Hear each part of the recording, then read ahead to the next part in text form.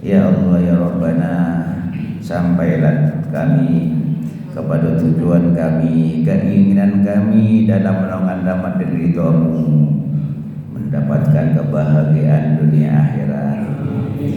Dimudahkan urusan kami, disehatkan badan kami, keluarga yang sakinah mawaddah, anak keluarga yang saleh dan salihah, amin ya rabbal alamin. Jamaah rahimakumullah, jamaah haji kita yang akan berangkat cukup banyak tahun ini. Kalau tidak salah 221.000 orang, itu gak sedikit. Banyak. Kita doakan mudah-mudahan saudara-saudara kita pada Allah diberikan kesehatan sehingga nanti pulang membawa haji mabrur, hidup lagi senang dengan keluarganya di Indonesia, amin ya rabbal alamin. Kita yang ada di sini mudah-mudahan yang akan datang juga dimudahkan oleh Allah untuk melaksanakan ibadah haji dan umrah, amin ya rabbal alamin. Bapak-bapak, ibu-ibu rahimakumullah, ibadah apapun namanya, kalau ingin diterima Allah, yang pertama mesti ikhlas. Ikhlas karena Allah. Ikhlas itu yang tahu diri kita dan Allah, orang lain enggak tahu. Makanya mantapkan dalam hati, itu kerjaan hati. Kerjaan hati. Yang kedua, ibadah itu mesti punya ilmu. Salat mesti ada ilmunya. Pelajari, terus pelajari sehingga salatnya diterima oleh Allah. Gimana cara sujudnya, bagaimana cara rukunya. Yang sudah lama sholat juga terus belajar, karena sering juga kita temukan ketika sujud, anggota sujudnya nggak ngerti kakinya bagaimana. Coba belajar lagi. Sering kita lihat di sini juga di masjid ini dipelajari bacaannya bagaimana, rukunya bagaimana, terus kita belajar. Termasuk ibadah haji juga perlu ilmu. Nah, setelah niatnya mantap, ilmunya bagus, lalu kita beramal sesuai dengan ilmu biar diterima. Wa kullu man bi ghairi ilmin ya'malu a'malu marduzatul la tuqbalu. Jadi amal tanpa ilmu enggak diterima oleh Allah, mardud, ditolak. Makanya jangan malas-malas. Kita datang ke masjid sudah, iya alhamdulillah, tapi kalau tidak sesuai dengan ilmunya kan salatnya sia-sia. Tuh. Ke masjidnya dapat pahala, iya betul. Jadi terus kita pelajari, jangan malas-malas kita baca buku salat. Kalau mau umrah haji, baca ilmu tentang umrah dan haji. Nah, begitu dilaksanakan kan pahalanya luar biasa. Kalau sholat, dosanya diampuni oleh Allah. Begitu assalamualaikum warahmatullah, assalamualaikum warahmatullah, ya Allah binal khataya, dosa-dosanya diampuni Allah. Tapi dilaksanakan sesuai dengan ilmu, diamalkan sesuai dengan ilmu, tuntunan Allah. Juga begitu juga haji. Begitu pulang, semua mengharapkan agar dapat haji mabrur. Nah, kalau sudah mabrur, laisa lahu jazaa'un illa jannah, balasannya hanya surga, enggak ada lagi kebahagiaan yang abadi. Tetapi juga mesti punya ilmu, niatnya mantap, ikhlas karena Allah, ingin cari ridha Allah, dan dilaksanakan sesuai dengan ilmunya. Kalau sholat kita gimana saja di Indonesia bisa, tapi kalau haji nggak bisa di Indonesia, tidak bisa di Indonesia, mesti ke Mekah, ya, tawafnya mengelilingi Baitullah, Jangan kita bikin Ka'bah di Indonesia yang bagus, harganya mahal, lalu tawaf di Indonesia dibikin Ka'bah dari emas umpamanya. Enggak sah. Enggak sah sebagus apapun, enggak sah. Mesti ke Mekah. Mesti ke Mekah. Makanya kalau sholat kan enggak pakai biaya. Di dalam Al-Quran juga yang disuruh pakai bekal itu pakai biaya haji karena besar, ya. Wa tazawwadu, bawa bekal. Jangan nanti di Mekah mau haji minta-minta, bawa bekal. Kalau enggak mampu, enggak wajib. Tidak mampu, tidak wajib. Bekalnya yang halal. Ya, bekalnya yang halal, bukan hasil korupsi, bukan hasil ngambil hak orang, bukan, itu enggak diterima. Hasil nipu, dagang yang menipu orang, enggak sah hajinya, enggak bahkan dapat haji yang halal, yakin halal. Makanya Rasulullah katakan, ittaqil maharima takun abadan nas. Takuti yang diharamkan Allah, kamu akan menjadi hamba Allah yang ibadahnya hebat, bagus, diterima Allah. Kalau haji dari nanti haji mabrur, umrah mabrurah, diterima oleh Allah Subhanahu wa taala, balasannya surga. Gimana Ustaz berhasil korupsi hajinya? Ya datang ke sana, labbaik Allahumma labbaik laka labbaik, labbaik Allahumma laka labbaik. Ya Allah, aku memenuhi panggilanmu ya Allah. La labbaik wala sa'daik. Allah, enggak ada labbaik, enggak ada sa'daik. Kenapa? Ongkosmu kamu korupsi, enggak diterima oleh Allah. Hanya datang ke tempat suci, enggak ada amal yang diterima. Kenapa? Ongkosnya hasil korupsi punya orang. Dan mau pergi haji itu tidak perlu kita ngotot, karena kesanggupan itu mustati itu jaminan Allah. Jangan nanti kepingin haji jual rumah, begitu pulang haji nggak punya rumah. Bukan begitu. Kalau mau haji ongkosnya cukup, yang di rumah makannya cukup, persediaannya anak-anak cukup. Jangan kita pergi haji di rumah nggak makan, nggak boleh. Tahu ngutang, nggak boleh ngutang-ngutang. Haji kita punya ongkos, sehat, aman, berangkat. Nggak usah ngutang-ngutang, nggak usah jual rumah, kecuali rumahnya dua. Satu jual haji, yang satunya untuk tempat tinggal boleh. Rumah satu-satunya dijual, nanti pulang haji bingung. Nah ini nggak boleh itu, hati-hati. Jadi Allah katakan, walillahi 'alan nas hajjul baiti man istata'a, yang sanggup tapi yakin. Insyaallah yang belum haji yakin. Kalau Allah memerintahkan sesuatu itu Allah memberikan jaminan. Jadi sama dengan kita kepada anak kita umpama, nah besok sekolah ya, daftar di tahun ajaran baru. Iya Pak. Anak daftar dengan ibunya.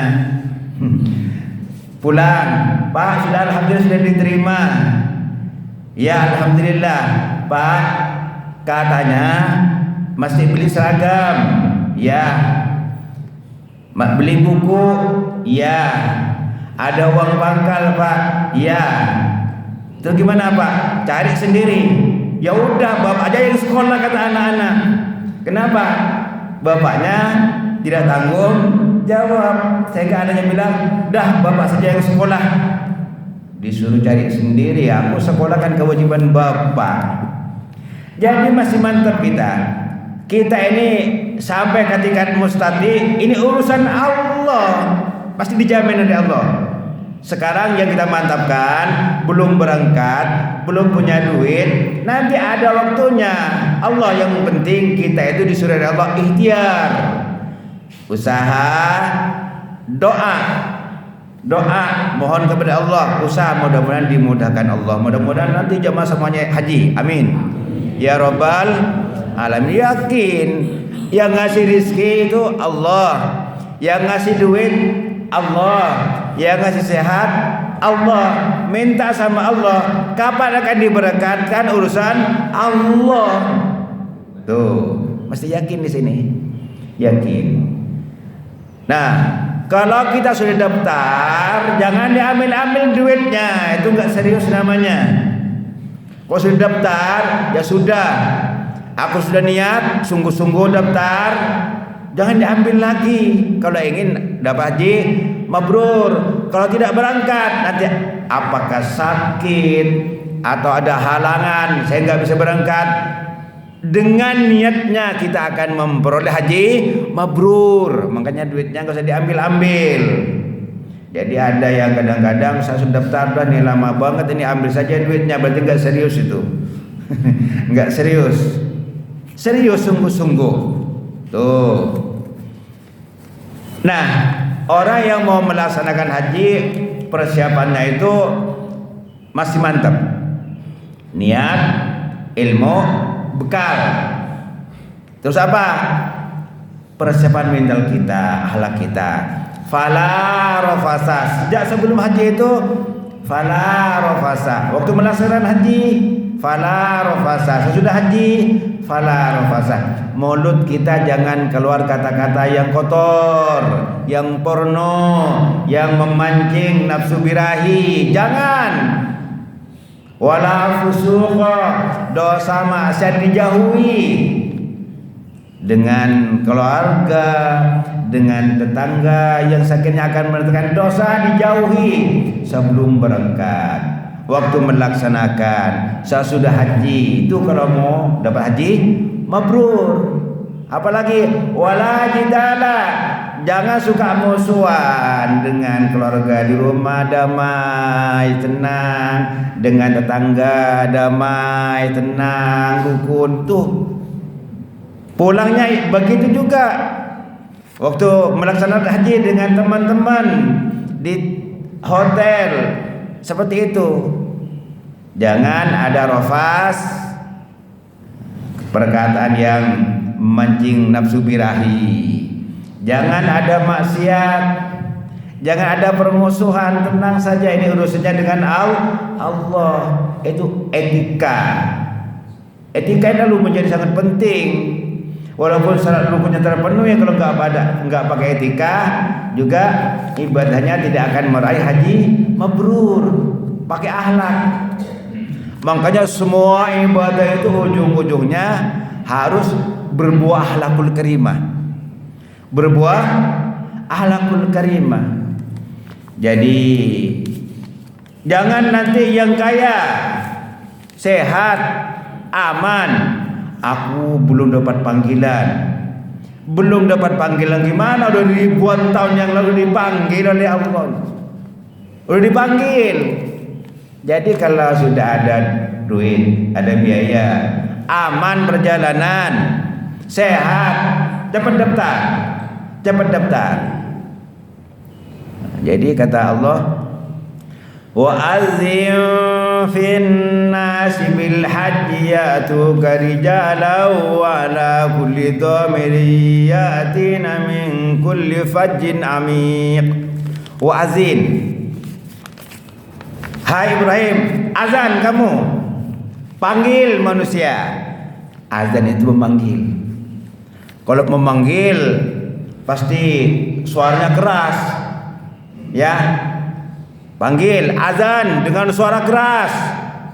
Jadi makanya nggak usah alergi kalau ada azan yang keras.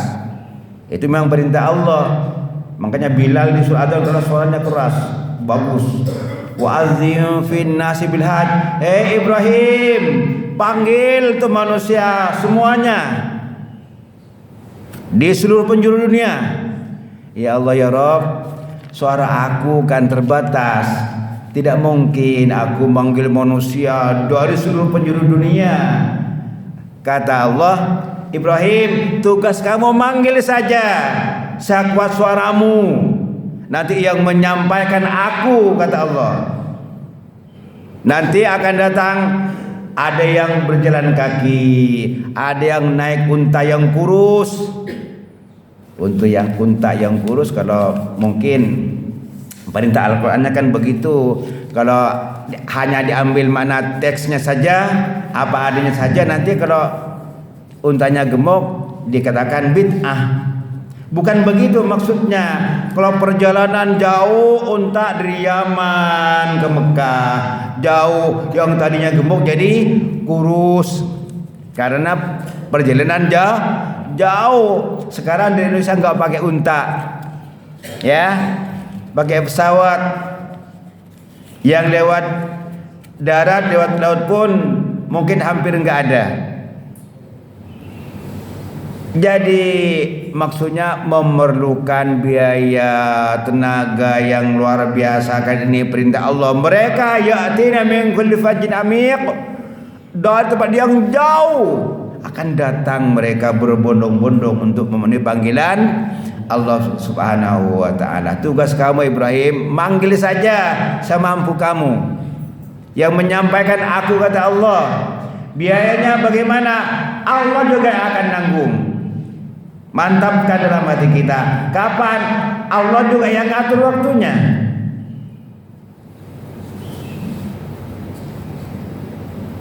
Jadi banyak orang yang berangkat haji, dia kalau ngitung-ngitung dari mana duitnya.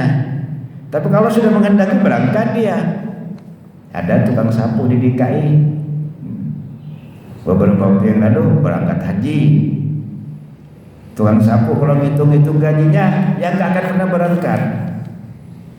Pak, saya nggak punya kantor, ya nggak punya kebun, mau berangkat haji dari mana? Allah ngatur. Alhamdulillah, oleh Allah saya sudah berangkat sudah 3 kali. Kalau bicara kantor, saya nggak akan berangkat haji. Tuh. Tapi Allah yang Maha Kuasa, sehingga kalau semuanya dikembalikan kepada Allah akan muncul ikhlas.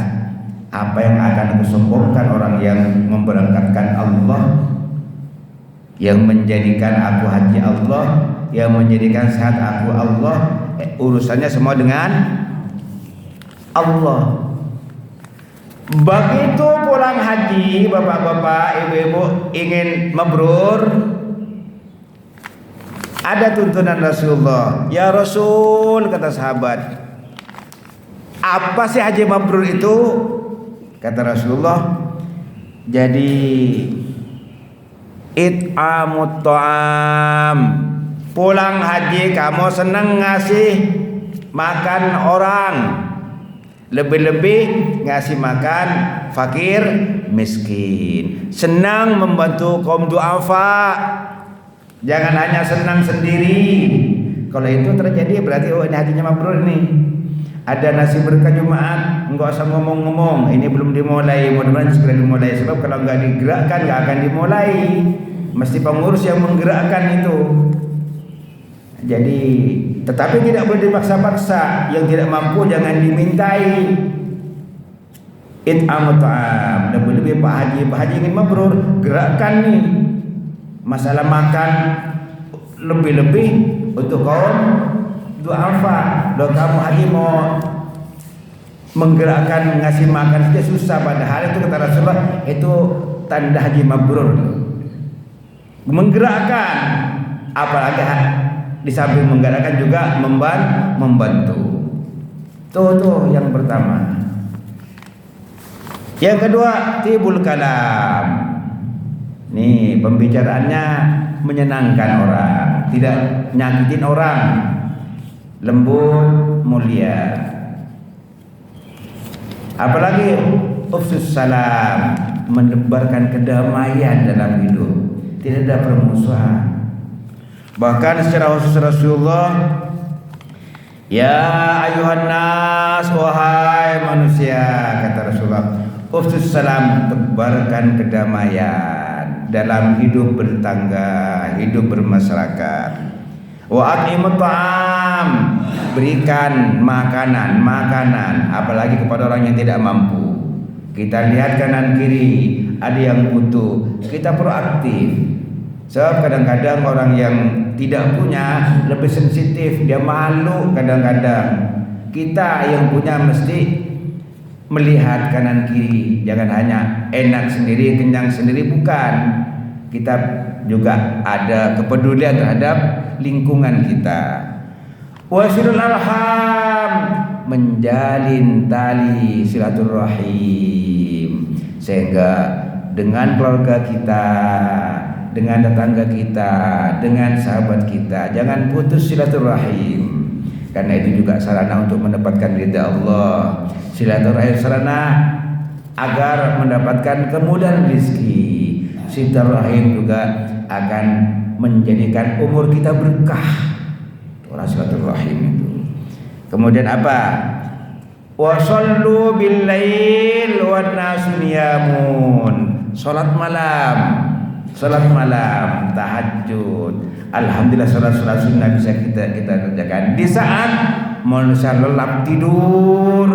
Kita alhamdulillah bangun, ambil wudu, terus kita sholat. Lalu apa kata Rasulullah? Tadkhulul jannata bisalam, kalian akan masuk surga dengan penuh kedamaian. Mudah-mudahan dapat kita meraihnya. Amin ya rabbal alamin. Al-Fatihah. A'udzu billahi minasy syaithanir rajim. Bismillahirrahmanirrahim. Alhamdulillahi rabbil alamin. Ar-Rahmanir Rahim. Maliki yaumiddin. Iyyaka na'budu wa iyyaka nasta'in. Ihdinas siratal mustaqim. Siratal ladzina an'amta 'alaihim ghairil maghdubi 'alaihim waladdallin. Amin. Bismillahirrahmanirrahim. Alhamdulillahirabbil alamin. Allahumma shalli ala Muhammad wa ala ali Muhammad. Ya Allah ya Rabbana, kami hamba-Mu yang lemah ya Rabb. Ampuni dosa kami, ampuni dosa kedua orang tua kami, ampuni dosa seluruh keluarga kami, ampuni dosa sahabat dan kerabat kami, ampuni dosa guru-guru kami, ampuni dosa kaum muslimin dan muslimat. Ya Allah ya Rabb, mudahkan segala urusan kami, mantapkan iman kami, mudahkan rezeki kami. Rabbana atina fid dunya hasanah wa fil akhirati hasanah wa qina adzabannar wa adkhilnal jannata ma'al abrar ya aziz ya ghaffar ya rabbal alamin. Wa sallallahu ala khairil khalqi Muhammadin sallallahu alaihi wasallam. Subhana rabbika rabbil izzati amma yasifun wa salamun alal mursalin walhamdulillahi rabbil alamin. Assalamualaikum warahmatullahi wabarakatuh.